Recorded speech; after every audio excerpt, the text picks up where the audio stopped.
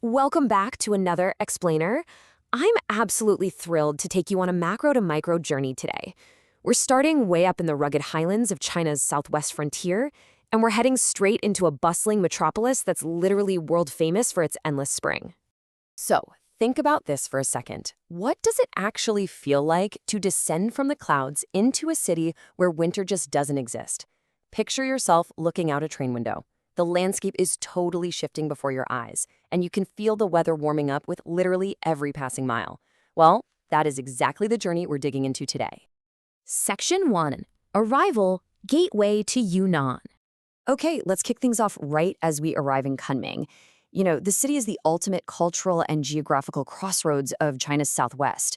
It connects those deep highlands all the way down to Southeast Asia. And just getting here, it's a total marvel of modern engineering. We're talking about a super quick, completely seamless 2-hour high-speed rail ride. I mean, you leave the towering mountains of Dali behind in what feels like the blink of an eye. And this ride perfectly captures the massive macro shift we're talking about. You're leaving behind those rugged, high-altitude, almost impervious mountains of the Tibetan frontier. And then, suddenly, boom, you emerge into the lush, temperate, incredibly green valleys of the Kunming Basin. It's just a staggering visual transition that completely redefines your entire environment in a matter of hours. Section 2. The City of Eternal Spring.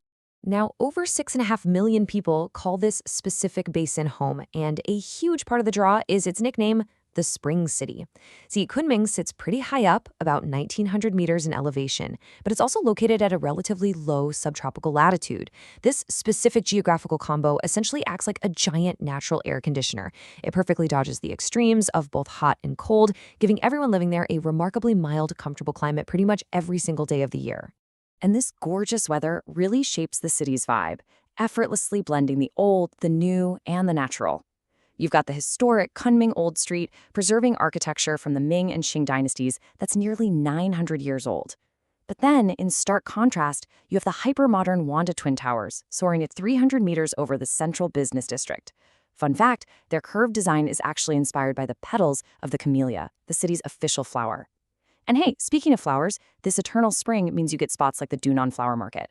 It's the largest fresh-cut flower market in all of Asia, just bursting with an absolute riot of colors year-round. Moving on to Section 3, Dianchi Lake's Winter Goals.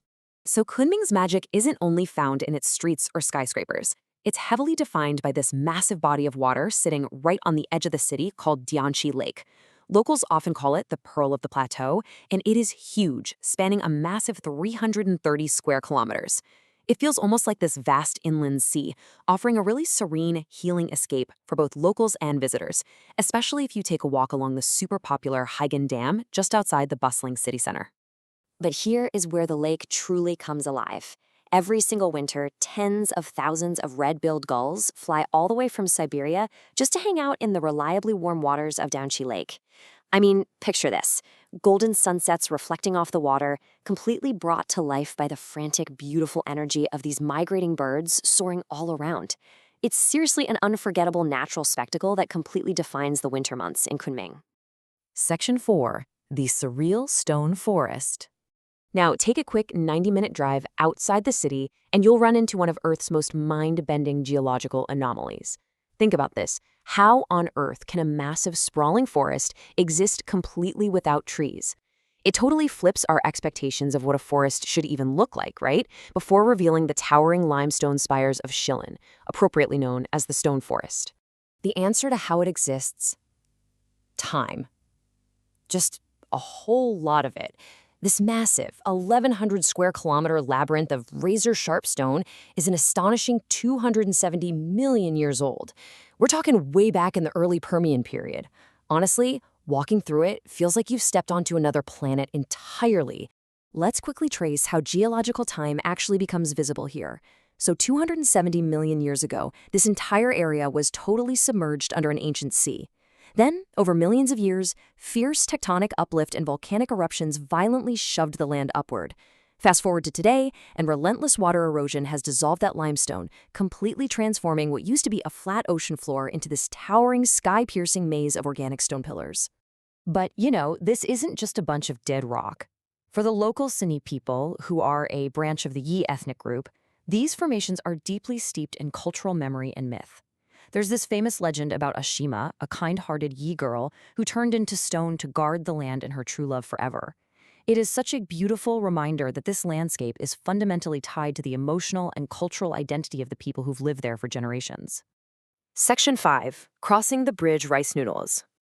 All right, let's zoom all the way in now to a deeply personal human level.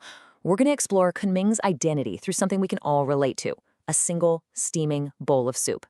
This is the famous Crossing the Bridge rice noodles. The folklore behind that name adds such a great human layer to Yunnan's most famous culinary export. The story goes that a scholar's wife ingeniously separated the hot broth from the noodles and the meats. Why? To make sure the meal stayed boiling hot while she crossed the bridge to his island study. So it's basically love, culinary ingenuity, and local legend all served up in one bowl. Let's break down the actual sensory experience of putting this dish together. Step 1, you're served this intensely boiling broth, and it's capped with a thick layer of oil to trap all that intense heat inside. Step 2, you quickly toss in thinly sliced raw meats, and they cook instantly in that trapped thermal layer. Step 3, you mix in fresh veggies, aromatic herbs, and those rich wild mushrooms that Yunnan is so incredibly famous for. And finally, Step 4, you slide those delicate rice noodles right into the bowl. It's just a wonderfully interactive, bubbling, aromatic masterpiece of a meal. Section 6. Yunnan's Cultural Crossroads.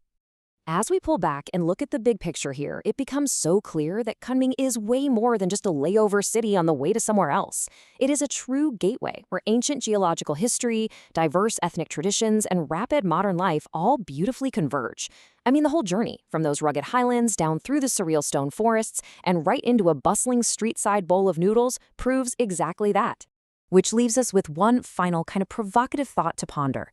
When you finally take that high-speed rail down from the mountains, what secrets will you uncover in the city of eternal spring? Thank you so much for joining me for this explainer today. I really hope you leave feeling a bit more curious about this incredible corner of the world. See you on the next one.